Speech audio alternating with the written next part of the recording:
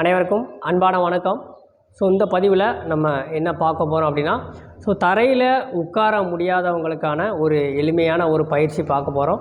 பொதுவாக தரையில் உட்காந்து இந்த பத்மாசனா போடுறதுக்கு நிறைய பேர் கஷ்டப்படுவாங்க.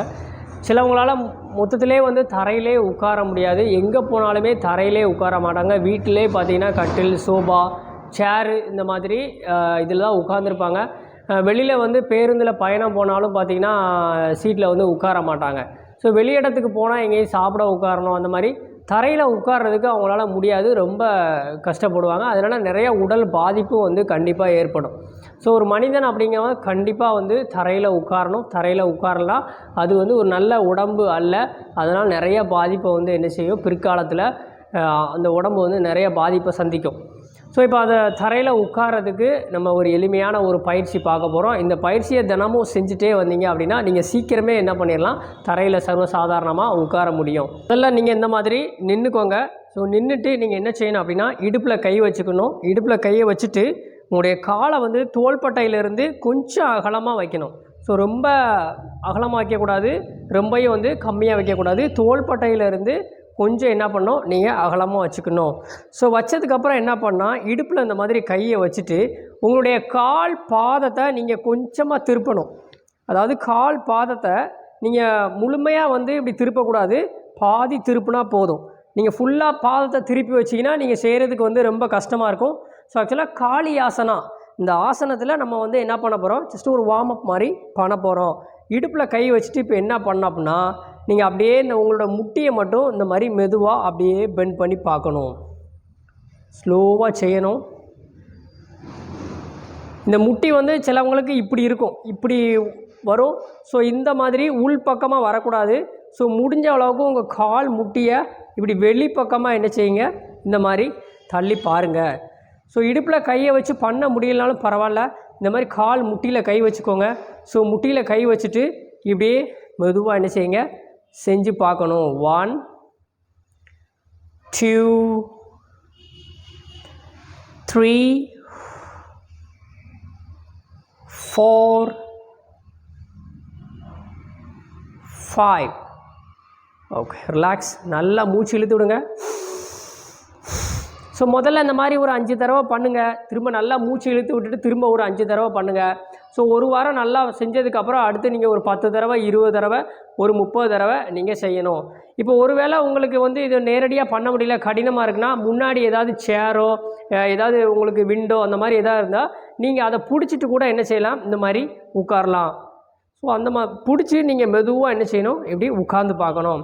இல்லை வால் சப்போர்ட் இருக்குன்னா நீங்கள் என்ன பண்ணலாம், செவுத்தில் கூட நீங்கள் கையை வச்சுட்டு என்ன பண்ணலாம், இந்த ஆசனத்தை மெதுவாக செஞ்சு பார்க்கலாம். நல்லா பழகுனதுக்கப்புறம் இந்த தை உங்களுக்கு இப்படி நேராக வரும். நீங்கள் செய்ய செய்ய பார்த்தீங்கன்னா இந்த அளவுக்கு வரும். அதுக்கப்புறம் என்ன செய்யுங்க, நீங்கள் கையை மேலே எடுத்து கையை சேர்த்து வச்சு இதில் ஒரு 10 வினாடி அப்படியே நிப்பாட்டி வச்சுக்கோங்க. 1 2 3 4 5 6 7 8 9 10. ரிலாக்ஸ். நல்லா மூச்சு இழுத்து விடுங்க. இதில் நீங்கள் இந்த கால் முட்டியை நீங்கள் மடக்கும் போதே தெரியும். ரொம்ப உள்ளே தள்ளி வச்சுருந்தீங்கன்னா நீங்கள் மடக்கும் போது இந்த இடம் உங்களுக்கு கிராஸாக இருக்கும்.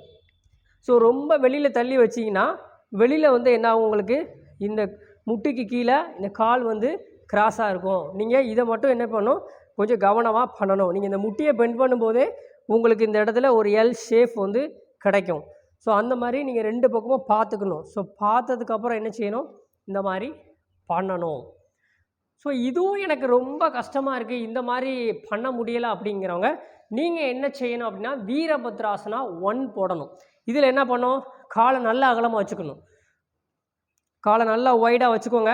இப்போ ஃபஸ்ட்டு வலது பக்கம் என்ன பண்ணணும், உங்களுடைய பாதத்தை இந்த மாதிரி திருப்பணும். இதில் 2 பக்கமும் என்ன செய்யக்கூடாது, முதல்ல கால் முட்டியை பெண்ட் பண்ணக்கூடாது, பாதத்தை திருப்பிடணும். கையை ஷோல்டருக்கு நேராக, தோள்பட்டைக்கு நேராக இந்த மாதிரி நீட்டி வச்சுக்கணும். இப்போது எந்த பக்கம் நீங்கள் பாதத்தை திருப்புனீங்களோ அந்த பக்கம் என்ன செய்யணும், முட்டியை நல்லா பெண்ட் பண்ணணும். இந்த இடம் உங்களுக்கு இந்த எல் ஷேப் கிடைக்கிற அளவுக்கு நீங்கள் என்ன செய்யணும், நல்லா மடக்கணும். இப்போ ரைட் சைடு திரும்பி பார்க்கணும், கை நேராக இருக்கணும். இதில் ஆரம்பத்தில் ஒரு 10 வினாடி 1 2 3 4 5 6 7 8 9 10. ரிலாக்ஸ். நேராக வந்துடணும். நல்லா மூச்சு இழுத்து விடணும்.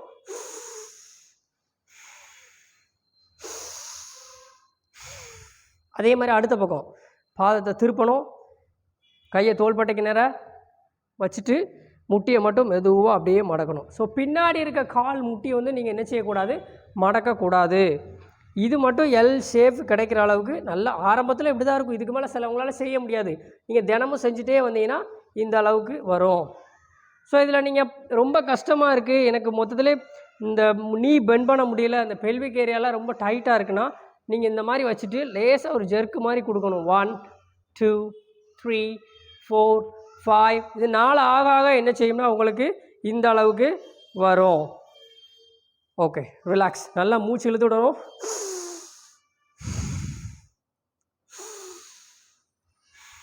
ஸோ நம்ம இப்போ பார்த்த இந்த பயிற்சியை வந்து தொடர்ச்சியாக செஞ்சுட்டே வந்தீங்க அப்படின்னா நீங்கள் எளிமையாக என்ன பண்ணலாம், கூடிய விரைவில் வந்து என்ன பண்ணலாம், தரையில் வந்து இந்த மாதிரி சாதாரணமாக வந்து உட்காந்துடலாம். ஸோ இந்த வீடியோ உங்களுக்கு பிடிச்சிருந்தால் மற்றவங்களுக்கு ஷேர் பண்ணுங்கள். நம்மளுடைய சேனலை சப்ஸ்கிரைப் பண்ணலை அப்படின்னா சப்ஸ்கிரைப் பண்ணி வச்சுக்கோங்க. மேலும் பல தகவலுடன் நம்ம அடுத்த வீடியோவில் சந்திப்போம்.